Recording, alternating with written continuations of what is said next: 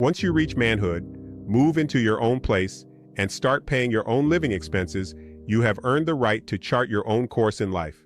And once you get married, the decisions that you and your wife make as a team should override your mother's preference about how things should be done. Your mother should never be allowed to dictate what goes on in your marriage. If your mother cries or uses other forms of emotional manipulation in an attempt to control you, don't yield to the pressure. Instead, talk to your mother, state your case, make a stand, and be man enough to live by your convictions.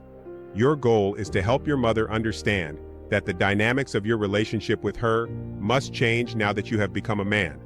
However, you should never embarrass or disrespect your mother when you express how you feel about things. Instead, you should seek ways to honor your mother on a regular basis, express your love for her, and reassure her that if she becomes ill or face a crisis, you will rush to her aid anytime, day or night. But rushing over to her house to mow the lawn or clean the garage doesn't qualify as a crisis. Your marriage depends on your strength of character in this situation. Therefore, don't cancel plans to spend the day with your wife to do chores for your mother that can be done on another day. Otherwise, you may create an environment that makes your wife feel like she must compete with your mother to hold your attention.